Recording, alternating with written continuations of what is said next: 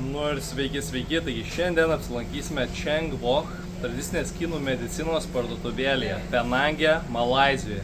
Pasižiūrėsim, kokių skanumynų, sveikumynų jie gali pasiūlyti. Žiūrėjom.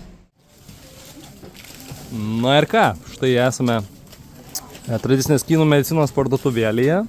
Iš tikrųjų gražu matyti, kiek daug įvairių sveikų dalykų, natūraliai paruoštų yra čia. Viskas ganėtinai lokalu, kas yra jų užauginta. Ir vienas įdomiausių dalykų man tai yra, iš karto pamačiau šitas sriubas, kaip įdomiai jie paruošia. Pavyzdžiui, jeigu pasimkime, čia yra širdies sveikatos sriuba.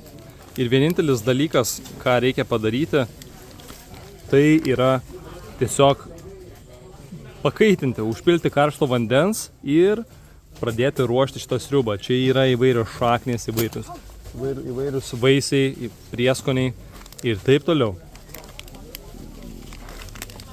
Ir šitų sriubų yra gausa. Yra štai čia, kaip ir žiūrėjom, širdies, čia yra žarnyno, virškinimo, tada atminčiai, tada akims, tada kraujotakai, kraujo spaudimui. Čia matom, tai yra kaulams ir sąnariams, apsaugoti juos, imuniniai sistemai, medicininių grybų mišiniai, imuninės sistemos, kolagenas. Va, tai čia jau yra būtent taip pat ir odai, ir žarnynui, ir plaukams, ir nagams. Ženšenio sriuba. Tiesiog atstatyti energiją. Taip pat yra tradicinė, jau čia klasikinis, viską gydantis pagal tradicinę kinų mediciną, vištienos sriuba. Čia jau yra ta vadinama legenda, kur viską atrodo, jie su tuo sutvarko. Toliau turime sriuba plaučiams, taip pat kordycepsui. Kordycepsas tai yra medicininis taip pat grybas, labai naudingas imuniniai sistemai, fiziniai, tiesiog fiziniam ląstelių atsinaujinimui ir kelti energijos lygį. Taip pat yra tokie populiarūs augalai kaip liūvei, donkai. Taip pat galim rasti sriubą netgi plaukų augimui, kepenų sveikatai ir taip toliau. Na, iš principo tai yra tikrai įspūdinga, nes galime tiesiog turėdami tokius mišinukus, mes galime juos tiesiog užplikyti ir padaryti paprastą medicininių augalų grybų sriubą visai šeimai.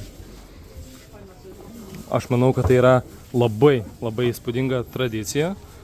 Žinoma, tradiciniai kinų medicinai pačiai yra daugiau nei keli tūkstančiai metų, tai yra daug ko galime iš jos pasimokyti, bet vienas paprastas dalykas yra tai, kad jeigu mes Lietuvoje turėtume štai tokius dalykus, kad kiekvienam miestelėje, kaimelyje turėtų būti mūsų vietinių augalų, mūsų vietinių žolelių, grybų ir kitų natūralios medicinos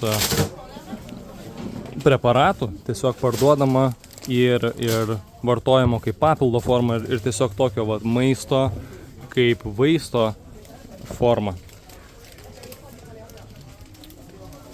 Tai va, toliau galime matyti tiesiog taip pat džiovinti vaisiai.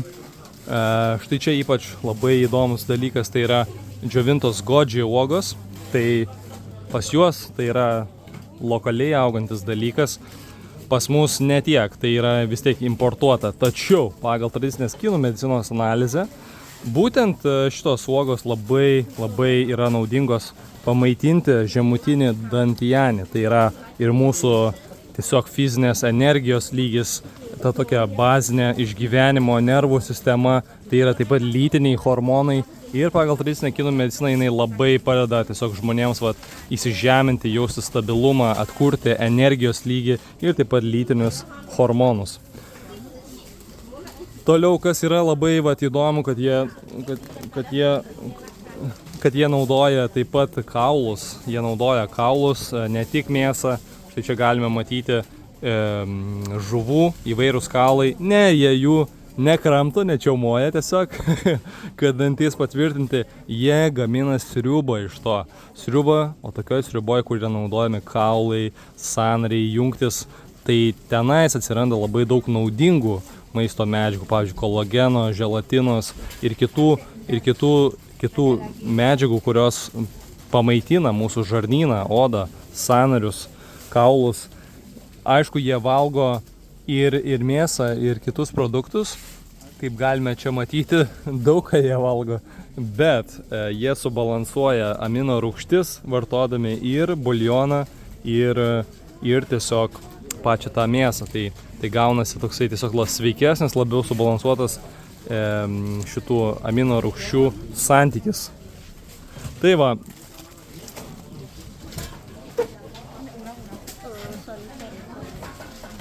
Štai tenais galim matyti tiesiog arbatų skyrių. Tai yra irgi įspūdingas pasirinkimas įvairių arbatų. Štai čia turime įvairių rūšių arbatų, žalioji arbata, turim baltąją arbatą, juodąją arbatą, turim puero arbatą, liči, olongo arbata. Ir kai kurios iš jų, kaip žinote, yra iš tikrųjų tas pats augalas, tiesiog jisai paruošimas kitaip.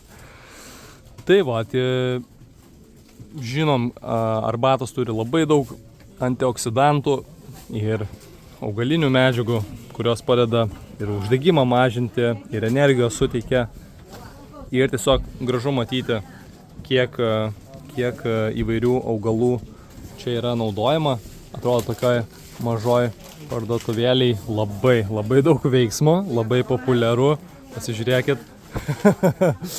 čia yra reikalų. Tai va, iš tikrųjų, manau, dar kartą noriu pasakyti, manau, kad Lietuvoje mums reikia galbūt paimti šiokį tokį pavyzdį iš to.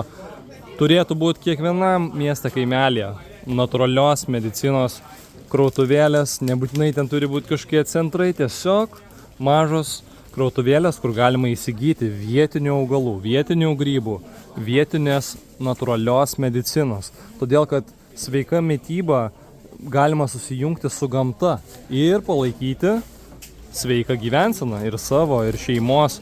Juk daug lengviau yra išvengti ligos prevenciškai, tiesiog valgant sveiką maistą. Nereikia laukti, kol kažkas nutiks, reikia tiesiog savim pasirūpinti. Tai tiek. Iki.